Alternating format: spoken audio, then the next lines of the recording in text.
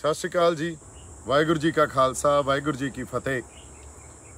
दो चार गल्लां संगत दे नाल रूबरू हो के करनियां सी ਜਿਹੜੀਆਂ बड़ियां ਜ਼ਰੂਰੀ आ, क्योंकि बड़े तरह के भरम ते भुलेखे पा दिते जाते आ। ਉਹ दो चार गल्लां है कि पहली गल ਜਿਹੜੀ मैं क्लीयर करनी आ ते बड़ी जरूरी आ यह गल क्लीयर करनी भी मैं अकाली दल या होर कोई भी पार्टी नहीं ज्वाइन कर रहा। सो जिस तरह दीयां गल्लां कहियां गईयां, जिस तरह का एक बिरतांत या एक नैरेटिव सिरजिया जा रहा भी दीप सिद्धू अकाली दल ज्वाइन कर रहा, ये किसी गल च कोई आधार नहीं आ, ये बिना आधार तो कीतियां होईयां गल्लां। सो मैं कोई भी पार्टी या अकाली दल नहीं ज्वाइन कर रहा। तुसीं निश्चिंत रहो इस गल तो भी थोड़े जज्बातां ते किते दीप सिद्धू कॉम्प्रोमाइज़ कर जूगा, समझौता कर जूगा या असीं पंजाब दे हक्कां नाल समझौता कर जांगे, ये कदे हो ही नहीं सकदा। सिद्धांतक लड़ाई लड़ रहे हैं आपां ते आपदे सिद्धांतां ते पंजाब दे हक्कां नाल कदे भी समझौता नहीं करांगे। दूजी गल जिहड़ी बहुत जरूरी है, एक पंजाब हरियाणा की लड़ाई विढ़ दित्ती गई आ भी दीप सिद्धू ने हरियाणा दे लई कुछ कहा। इस गल नूं मैं दोबारा फिर संबोधन कर दिना और इनू हिंदी च गल करदे आ ताकि साडे हरियाणे वाले जिहड़े भरा उन्हां दे भी गल समझ च आ जाए। जदों 25 तरीक नूं ते 26 तरीक नूं नवंबर नूं, जब 25 और 26 नवंबर हमने फैसला किया भी हम दिल्ली जाएंगे पंजाब और हरियाणा से, सो 25 नवंबर को जो इस आंदोलन का, हमारे संघर्ष का जो एक रूप रेखा तय करनी थी वो हरियाणा ने तय की। हरियाणा ने उस दिन बैरिकेड भी तोड़े, उस दिन वाटर कैनन्स को भी बंद किया और उखाड़ उखाड़ फेंका। तो एक संघर्ष का एक चेहरा और एक रूपरेखा जिसको तय किया गया, जो मिथी गई, वो हरियाणा ने मिथी। सो हरियाणा ने इस संघर्ष को शुरू किया और पंजाब ने दिल्ली जाने के लिए, और पंजाब ने 26 तारीख को उसी रूपरेखा को बरकरार रखा। सो हरियाणा और पंजाब तो कभी आपस में अलग हो ही नहीं सकते, और स्पेशली इस संघर्ष ने हरियाणा और पंजाब की जो कुछ दूरी थी उसको भी मिटा दिया और हमें एक कर दिया। हरियाणा के जो हमारे लोग हैं उनके ऊपर मुझे गर्व है, I am proud of them. और दूसरी बात, जब मैं जेल में बैठा था तो मुझे हरियाणा वालों ने ही संभाला, मेरे तो दोस्त बहुत हरियाणा में हैं। सो हरियाणा के अगेंस्ट तो मैं कभी कोई बात कर ही नहीं सकता क्योंकि वो भी हमारे ही हैं। पर जो मैं बात कर रहा था वो थी, क्या थी वो, मैं पॉलिटिकल स्ट्रक्चर की या पॉलिटिकल स्ट्रगल की बात कर रहा था। पंजाब और हरियाणा के जो मसले हैं और समस्याएं हैं वो अलग अलग हैं, ये तो किसी अंधे को भी पता होगा। पंजाब आज अगर किसानी का संघर्ष अपना लड़ रहा है तो साथ में पंजाब के मसले, पंजाब अपनी भाषा का, जिन्हों माँ बोली पंजाबी कहने हैं, उसका भी संघर्ष लड़ता है। पंजाब अपने पानियों का भी संघर्ष लड़ता है। पंजाब, हमारे यहाँ से प्रवास इतना हो रहा है, अभी हमारे जो नौजवान हैं वो छोड़ छोड़ कर अमेरिका, कनाडा, ऑस्ट्रेलिया जा रहे हैं, वो भी एक संघर्ष है हमारा। हमारा यहाँ जो कैंसर बेल्ट है, जिस तरह की फसलें हमें दे दी गई हैं, जो ग्रीन रेवोल्यूशन जब आया था तो वो भी एक हम संघर्ष लड़ रहे हैं। पंजाब के नौजवान जिनको बोला जा रहा था उड़ता पंजाब, नशे में पड़ गए हैं, तो वो भी एक संघर्ष है। हमारा संघर्ष, हमारे जो फ़लसफ़े हैं, हमारा श्री गुरु ग्रंथ साहब की जिस तरह निरादर होता है, वो भी एक संघर्ष है। तो पंजाब की जो मसले हैं वो किसानी के साथ साथ और भी बड़े मसले हैं जो पंजाब के आज मौजूदा मसले बने हुए हैं और हरियाणा के अलग हैं। सो इस चीज़ को अगर समझिए तो जब कोई पॉलिटिकल स्ट्रगल होती है, जब हम सरकार के साथ लड़ते हैं, तो हरियाणा का संघर्ष हमेशा ही एक इंडियन सेंट्रिक होता है, क्योंकि उनका जो इतिहास है वो 1966 से शुरू हुआ है। उससे पहले तो हमारा एक कॉमन, एक साझा इतिहास है। हमारा पंजाब में इंडियन सेंट्रिक संघर्ष नहीं है, पंजाब में बड़ी तरह के संघर्ष लड़े गए हैं। पंजाब में अगर आप देखिए तो पंजाब में जिस तरह का हम संघर्ष पीसफुल लड़ रहे हैं, ये भी लड़ा गया है। पंजाब में आर्म स्ट्रगल भी लड़ी गई है पंजाब में, और 1984 में जो सब कुछ हुआ वो भी हम सब ने विटनेस किया। सो इसलिए अगर मैं कोई स्ट्रगल की बात करूं और पॉलिटिकल स्ट्रगल की बात करूं तो पंजाब से जिस तरह सरकार डील करती है और हरियाणा से डील करती है वो कंप्लीटली डिफरेंट है। सो उसी संदर्भ में मैंने वो बात की थी, बल्कि इस चीज़ को किसी भी नेगेटिव वे में नहीं लिया जाना चाहिए। अगर किसी को भी मेरे कहे हुए लफ्ज़ या जो मैंने बोला उससे कोई कन्फ्यूजन पैदा हुई है या किसी के दिल में कोई ठेस पहुंची है, तो मैं अपने लफ्ज़ रीफ्रेज करता हूं, उनको दोबारा ये बोलता हूं भी हरियाणा हमारा भाई है। हरियाणा वालों ने जो संघर्ष का साथ दिया है, जिस तरह संघर्ष लड़ा है और जिस तरह हम हरियाणा में बैठे हैं वहाँ आप लोगों ने सेवा की है, वो बाकमाल है। आई am really proud of all of you. हमारी जो एक सांझ है, हमारा प्यार है, वो बड़ा ही उसको हमें और ज़्यादा परपक्क और गूढ़ा, इसको क्या बोलते हैं, गहरा करना है।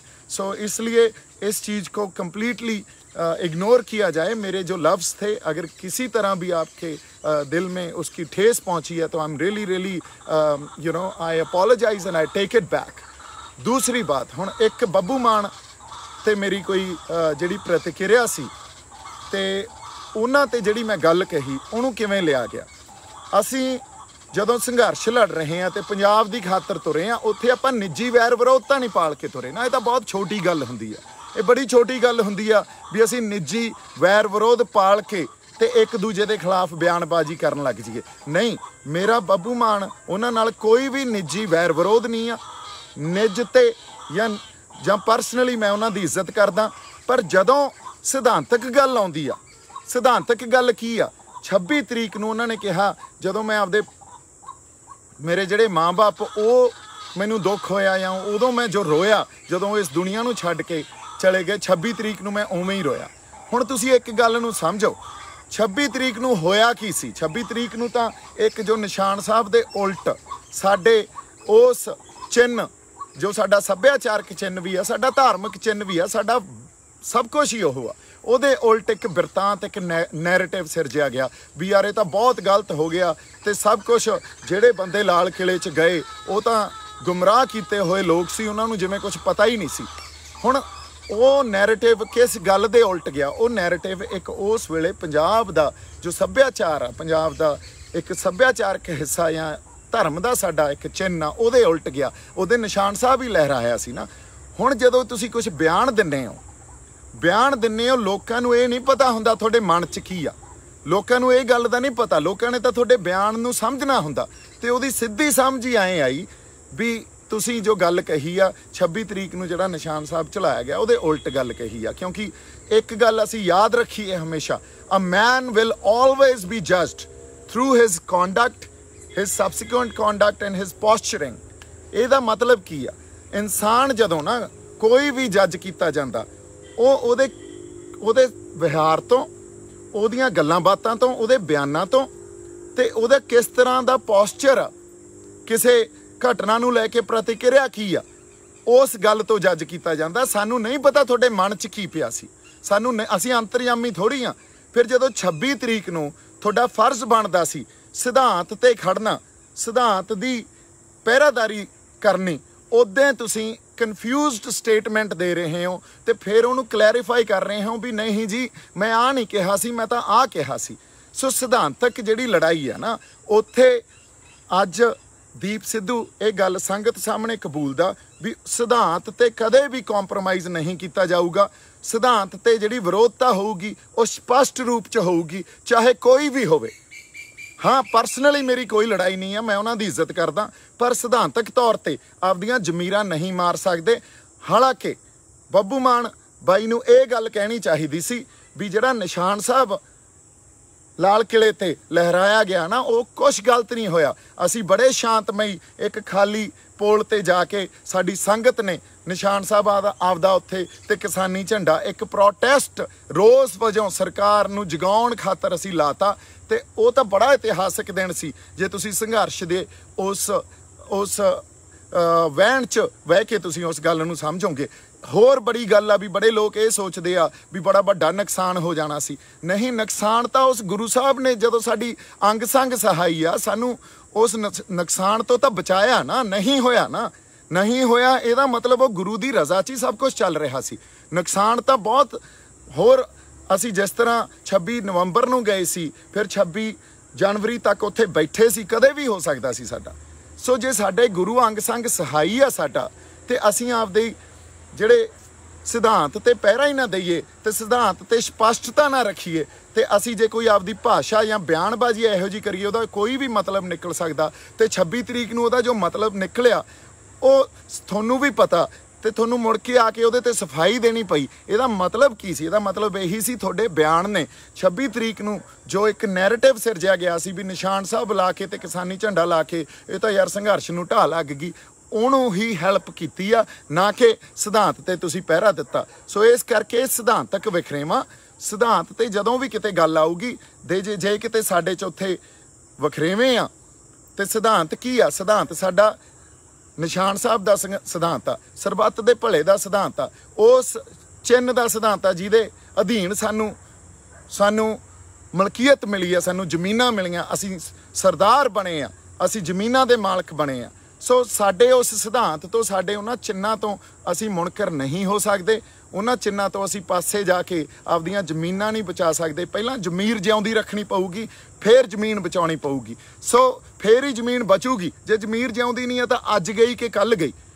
ਇਸ ਕਰਕੇ ਜਦੋਂ ਸਿਧਾਂਤ ਤੇ ਗੱਲ ਆਵੇ ਉਦੋਂ ਸਪਸ਼ਟਤਾ ਹੋਣੀ ਬਹੁਤ ਜ਼ਰੂਰੀ ਆ। ਇਹ ਗੱਲ ਮੈਂ ਕਲੀਅਰ ਕਰ ਦੇਣੀ ਆ। ਬਾਕੀ ਕਿਸੇ ਤਰ੍ਹਾਂ ਦਾ ਕੋਈ ਨਿੱਜੀ ਵੈਰ ਵਿਰੋਧ ਨਹੀਂ ਆ। ਸਿਧਾਂਤ ਤੇ ਮੈਂ ਕਿਸੇ ਨੂੰ ਨਹੀਂ ਬਖਸ਼ਣਾ, ਚਾਹੇ ਫਿਰ ਕੋਈ ਵੀ ਹੋਵੇ। ਇਸ ਕਰਕੇ ਇਸ ਗੱਲ ਨੂੰ ਕਿਸੇ ਨਿੱਜ ਦੇ ਥਰੂ ਨਾ ਦੇਖਿਆ ਜਾਵੇ। ਇਹ ਗੱਲ ਇੱਕ ਵੱਡੇ ਪਰਪਸ 'ਚ ਕਹੀ ਹੋਈ ਗੱਲ ਸੀ। ਅਗਲੀ ਗੱਲ ਜਿਹੜੀ ਬਾਬਾ ਢੱਡਰੀਆਂ ਵਾਲੇ ਆ ਉਹਨਾਂ ਬਾਰੇ ਗੱਲ ਕਹੀ ਸੀ, ਉਹਨਾਂ ਨੂੰ ਮੈਂ ਇੱਕ ਹੋਰ ਬੇਨਤੀ ਕਰਦਾ ਵੀ ਤੁਸੀਂ ਸਿੱਖ ਪ੍ਰਚਾਰਕ ਹੋ, ਤੁਹਾਡੇ ਨਾਲ ਆਰਗਿਊ ਕਰਦਾ ਤਾਂ ਮੈਂ ਸੋਭਦਾ ਹੀ ਨਹੀਂ। ਤੁਹਾਨੂੰ ਤਾਂ ਬੜਾ ਪਤਾ ਹੋਣਾ ਚਾਹੀਦਾ ਸੀ। ਤੁਸੀਂ ਜਿਹੜੀ ਅਧਿਆਤਮ ਨੂੰ ਮਨੁੱਖੀ ਬੁੱਧੀ ਦੇ ਥਰੂ ਐਕਸਪਲੇਨ ਕਰਦੇ ਹੋ ਨਾ, ਤੁਹਾਡੇ ਬਹੁਤ ਵੀਡੀਓਜ਼ ਪਈਆਂ, ਤੁਸੀਂ ਪਲੀਜ਼ ਆਪ ਜਾ ਕੇ ਦੇਖੋ। ਅਧਿਆਤਮ ਨੂੰ ਤੇ ਗਿਆਨ ਨੂੰ ਸਿਰਫ ਤੁਸੀਂ ਦਿਮਾਗ ਤੱਕ, ਵੀ ਦਿਮਾਗ 'ਚ ਗਿਆਨ ਗ੍ਰਹਿਣ ਕਰੋ, ਇੱਥੋਂ ਤੱਕ ਸੀਮਤ ਕਰਦੇ ਹੋ। ਗਿਆਨ ਤਾਂ ਆਤਮਾ ਨਾਲ ਸੰਬੰਧ ਹੁੰਦਾ ਤੇ ਅਧਿਆਤਮ ਦਾ ਸੰਬੰਧ ਵੀ ਆਤਮਾ ਨਾਲ ਆ। ਸੋ ਇਸ ਕਰਕੇ ਤੁਸੀਂ ਜਿਸ ਤਰ੍ਹਾਂ ਵੀ ਗੁਰੂ ਜਿਹੜਾ ਤੇ ਗਿਆਨ ਕੀ ਆ, ਇੱਕ ਜਿਹੜਾ ਅਸੀਂ ਅੱਜ ਪੂਜੀ ਜਾਂਦੇ ਆ ਜਿਹਨੂੰ, ਉਹ ਤਾਂ ਜ਼ਰੀਆ ਤੇ ਗਿਆਨ ਗੁਰੂ ਆ। ਤੇ ਗਿਆਨ ਨੂੰ ਤਾਂ ਇੱਥੇ ਦਿਮਾਗ 'ਚ ਅਸੀਂ ਸਮਝਣਾ ਹੁੰਦਾ ਨਹੀਂ। ਅਧਿਆਤਮ ਦੀਆਂ ਗੱਲਾਂ ਜਿਹੜੀਆਂ ਉਹ ਬੜੀਆਂ ਵੱਖਰੀਆਂ ਹੁੰਦੀਆਂ। ਅਧਿਆਤਮ ਦੀਆਂ ਗੱਲਾਂ ਵਿਆਖਿਆ ਤੋਂ ਵੀ ਪਰਾਂ ਦੀਆਂ ਹੁੰਦੀਆਂ। ਉਹ ਤਾਂ ਰੂਹਾਂ ਦੇ ਰਿਸ਼ਤੇ ਆ ਤੇ ਰੂਹਾਂ ਦੀ ਗੱਲ ਅਸੀਂ ਦਿਮਾਗ ਤੱਕ ਨਹੀਂ ਸੀਮਤ ਕਰ ਸਕਦੇ, ਮਨੁੱਖੀ ਬੁੱਧੀ ਤੱਕ ਸੀਮਤ ਨਹੀਂ ਕਰ ਸਕਦੇ। ਤੁਹਾਨੂੰ ਇਹਨਾਂ ਗੱਲਾਂ ਬਾਰੇ ਜ਼ਿਆਦਾ ਪਤਾ। ਸੋ ਇਸੇ ਕਰਕੇ ਜੇ ਮੈਂ ਤੁਹਾਡੇ ਨਾਲ ਇਹ ਗੱਲ ਕਰ ਰਿਹਾ ਤਾਂ ਮੈਂ ਦੁਬਾਰਾ ਕਹਿਣਾ ਵੀ ਮੈਂ ਤੁਹਾਡੇ ਨਾਲ ਆਰਗਿਊ ਕਰਦਾ ਸੋਭਦਾ ਨਹੀਂ। ਇੱਕ ਨਾ ਤੁਸੀਂ ਸਰਕਾਰ ਦੀਆਂ ਐਨਕਾਂ ਲਾ ਕੇ ਪਾਸੇ ਰੱਖੋ। ਸਰਕਾਰ ਜਿਵੇਂ ਗੱਲਾਂ ਨੂੰ ਦੇਖਦੀ ਆ ਜਾਂ ਡਿਫਾਈਨ ਕਰਦੀ ਆ, ਉਸ ਤਰ੍ਹਾਂ ਤੁਸੀਂ ਗੁਰੂ ਨੂੰ ਤੇ ਗਿਆਨ ਨੂੰ ਡਿਫਾਈਨ ਨਾ ਕਰੋ। ਜਾਂ ਜਿਵੇਂ ਤੁਸੀਂ ਕਿਹਾ ਵੀ ਇਹ ਗਰਮ ਖਿਆਲੀਏ, ਨਹੀਂ, ਮੈਂ ਤੁਹਾਨੂੰ ਬਾਬਾ ਜੀ ਗੱਲ ਇਹ ਕਹਿਣਾ, ਬੇਨਤੀ ਕਰਦਾ ਵੀ ਗਰਮ ਖਿਆਲੀ ਕੁਛ ਨਹੀਂ ਹੁੰਦਾ, ਨਰਮ ਖਿਆਲੀ ਵੀ ਕੁਛ ਨਹੀਂ ਹੁੰਦਾ। ਕਈ ਬੰਦਿਆਂ ਨੇ ਸਾਰੀ ਉਮਰ ਸੋਟੀ ਨਹੀਂ ਕਿਸੇ ਦੇ ਮਾਰੀ ਹੁੰਦੀ, ਉਹ ਬੜੇ ਵੱਡੇ ਯੋਧੇ ਬਣ ਜਾਂਦੇ ਆ, ਹਨਾ। ਉਹ ਸਰਕਮਸਟੈਂਸਸ ਕੀ ਆ, ਸਿਚੁਏਸ਼ਨ ਕੀ ਆ, ਉਹਨਾਂ ਦਾ ਪ੍ਰੇਰਨਾ ਦਾ ਸਰੋਤ ਕੀ ਆ, ਇਹ ਗੱਲ ਡਿਸਾਈਡ ਕਰਦੀ ਆ ਵੀ ਉਸ ਵੇਲੇ ਉਹ ਗਰਮ ਖਿਆਲੀ ਆ ਕਿ ਨਰਮ ਖਿਆਲੀ ਆ। ਸੋ ਇਹ ਤਾਂ ਸਰਕਾਰ ਦੀਆਂ ਬਣਾਈਆਂ ਹੋਈਆਂ, ਇਹ ਕੰਪਾਰਟਮੈਂਟਲਾਈਜੇਸ਼ਨ ਕੀਤੀ ਹੋਈ ਆ ਸਰਕਾਰ ਦੀ, ਜਾਂ ਜਿਹੜਾ ਸਟੇਟ ਆ ਇਹ ਉਹਨਾਂ ਦੀ ਕੰਪਾਰਟਮੈਂਟਲਾਈਜੇਸ਼ਨ ਜਾਂ ਉਹਨਾਂ ਦੀ ਬਾਈਨਰੀਜ਼ ਜਾਂ ਧਿਰਾਂ ਕ੍ਰੀਏਟ ਕੀਤੀਆਂ ਹੋਈਆਂ ਵੀ ਆਹ ਫਲਾਨਾ ਨਰਮ ਖਿਆਲੀ ਆ ਤੇ ਆਹ ਗਰਮ ਖਿਆਲੀ ਆ। ਅਦਰਵਾਈਜ਼ ਸਰਕਮਸਟੈਂਸਸ ਡਿਸਾਈਡ ਕਰਦੇ ਆ ਬੰਦੇ ਦਾ ਬਿਹੇਵੀਅਰ ਕੀ ਆ ਤੇ ਉਸ ਬਿਹੇਵੀਅਰ ਦੇ ਨਾਲ ਤੁਸੀਂ ਐਕਸ਼ਨ ਕੀ ਲੈ ਰਹੇ ਹੋ। ਸੋ ਮੇਰੀ ਬੇਨਤੀ ਇੰਨੀ ਆ, ਜਿਸ ਤਰ੍ਹਾਂ ਤੁਸੀਂ ਆ ਨਵੇਂ ਗਿਆਨ ਵਿਗਿਆਨ ਜਾਂ ਮਾਡਰਨ ਐਜੂਕੇਸ਼ਨ ਦੇ ਥਰੂ ਅਧਿਆਤਮ ਨੂੰ, ਗੁਰੂ ਨੂੰ ਤੇ ਗਿਆਨ ਨੂੰ ਡਿਫਾਈਨ ਕਰਦੇ ਹੋ, ਇਹਦੇ ਬਾਰੇ ਤੁਹਾਨੂੰ ਇੱਕ ਵਾਰੀ ਦੁਬਾਰਾ ਆਪ ਸੋਚਣਾ ਚਾਹੀਦਾ ਜੀ।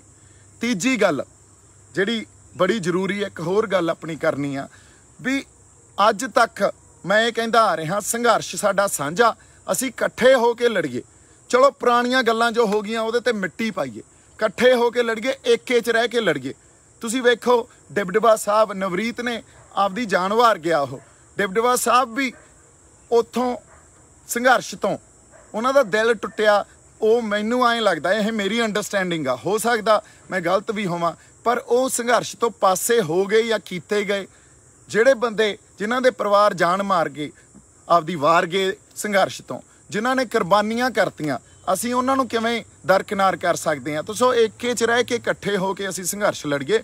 ਅੱਜ ਸਾਡੇ ਕਿਸੇ ਬੰਦੇ ਤੇ ਅੱਜ मैं जिवें लखे दे घरे जाके माता नूं ते बापू जी नूं मिल के आया, सिर्फ परिवार नूं इक्को ही गल कह के आया भी असीं एज आ फैमिली तुहाडे नाल आ जी। ये गल्लां आपां नूं नजिठणियां पैणीਆਂ, इकट्ठे रल मिल के नजिठणियां पैणीਆਂ। सो कोई गल नहीं, जे कल नूं कोई भीड़ पैंदी आ तो मैं सिर्फ एक फोन कॉल अवे हाँ, तो तुसीं जदों भी मेरे नाल किसी भी तरह गल कर सकते हो। तो बाकी मैं वो सारे प्रोसैस चों लंघिया आ। हजे लखे ने फेस करना, या तो बाहरों बाहर गल निबड़दी है तो बाहली वधिया गल आ। परमात्मा अकाल पुरख वाहिगुरू जिहड़ा वो मेहर कर दे, जे नहीं निबड़दी तो आपां नाल खड़े हाँ। सो 3-4 जिहड़ियां गल्लां अपणियां करनियां बड़ियां जरूरी सी।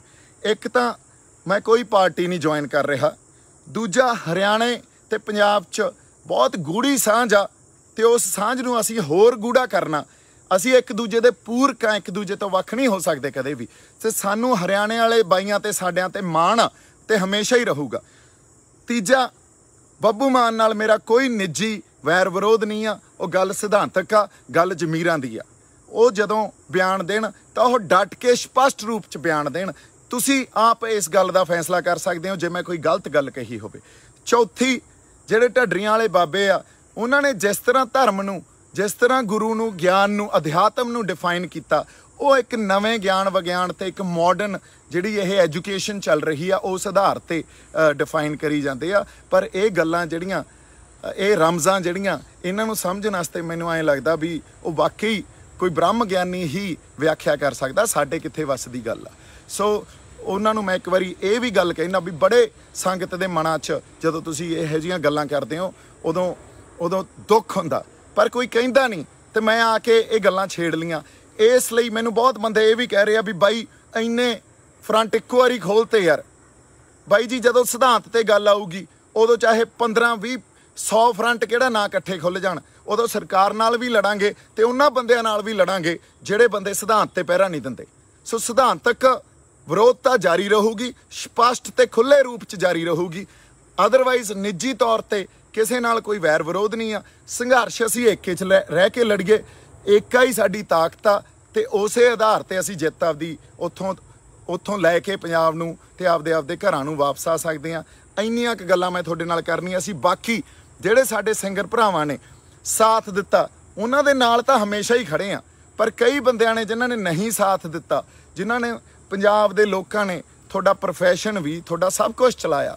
तुसीं पंजाब ते जदों भीड़ पई आ तां कलाकार भाईचारे ने जिहड़े ने साथ दिता बाई जी वो तां नाल ही आ, जिन्हां ने नहीं दिता उन्हां नूं फिर आप सोच लैनी चाहिदी आ गल। पर जे मैं फिर भी किसी टोटैलिटी च मेरे तो ये गल हो गई होवे भी साडे सिंगर भी नाल नहीं आ, नहीं वो भी मैं गल नूं दुबारा रीफ्रेज करदा।